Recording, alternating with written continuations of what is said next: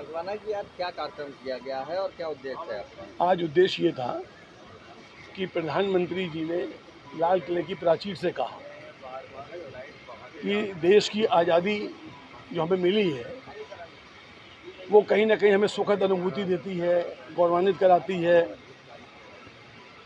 लेकिन उससे ज़्यादा हमें जो विभाजन की पीड़ा है वो पीड़ा हमें बहुत देती है। जो देश का विभाजन हुआ, अभी आज़ाद अखंड भारत को आज़ाद हुआ और हजारों हजार सिंधियों ने कुर्बानियाँ दी। ये था कि सुबह हम आज़ाद हो जाएंगे, ऑफिशियली आज़ाद हो जाएंगे, और 14 तारीख को लकीर खींच दी गई विभाजन की। उससे देश के प्रधानमंत्री जी ने कहा कि मैं बहुत पीड़ित हूँ, मुझे बहुत पीड़ा हुई और इस दिन को हमें भूलना नहीं चाहिए। उन आज़ादियों को नहीं, उन बलिदानियों को नहीं भूलना चाहिए। हम लोग बहुत बहुत प्रभावित हुए उससे। जब भारत सरकार में पीएम मोदी जी की सरकार है, प्रधानमंत्री हैं, उनके द्वारा जो सिंधी समाज के लिए कार्य किए गए हैं, उनसे कितना प्रभावित हैं आप? देखिए, हम तो फिलहाल अभी एक ही बात ध्यान करेंगे कि पहले 75 सालों में किसी ने सुध नहीं ली थी कि वो जो विभाजन के बाद यहाँ है वो किस दशा में रह रहे हैं। उन्होंने पीड़ा को महसूस किया, क्योंकि सिंधी समाज ने हमेशा अपने बल पर, बगैर सरकार के सहायता के, अपने बल पर खड़े हुए और लोगों को रोजगार दिया।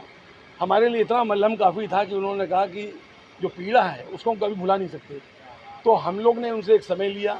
एक 14 अगस्त को एक कार्यक्रम था विभाजन विरोधिता का, प्रधानमंत्री जी का संस्कृत मंत्रालय की तरफ से, जी किशन रेड्डी सांसद हमारे इंदौर से थे, हम लोग सबने देश की तरफ से उनको धन्यवाद ज्ञापित किया। आज इस मंच से भी हमने उन्हीं के प्रतिनिधि विधायक जी को, उन्हीं की सरकार के प्रतिनिधि हैं, प्रधानमंत्री जी को धन्यवाद ज्ञापित किया, क्योंकि ये बहुत लंबी चर्चा का विषय है। स्वतंत्रता के आंदोलन में सिंधी समाज की भूमिका और विभाजन विषय के मंत्री जाएंगे, हम लोग इसी पर चर्चा करेंगे। उसके बाद दूसरा हमारा लक्ष्य था कि जो तमाम गरीब बच्चे हैं, वो किसी समुदाय के भी हैं, एससी हैं, एसटी हैं, बैकवर्ड हैं, माइनॉरिटी के लोग हैं या गरीब सवर्ण हैं, उनको हम लोग कैसे, जो बच्चा आईएएस बनना चाहता है, उनके मन में भी तो कहीं ख्याल है ना कि बच्चा चाहता हम आईएएस बने, लेकिन घर की जो उनकी लकीरें हैं और जंजीरें हैं, आर्थिक रूप से मदद नहीं है, तो नहीं पढ़ाई कर पाते हैं, मन मार के रह जाते हैं।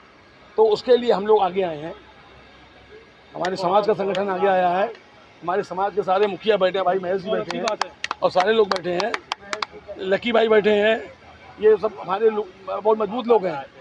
तो ये लोग क्या करेंगे कि हम लोग उनके लिए निःशुल्क कोचिंग सेंटर की आज स्थापना की है, उसका हम उद्घाटन करा रहे हैं। उससे हम यहाँ पे बनाएंगे। ये बताइए।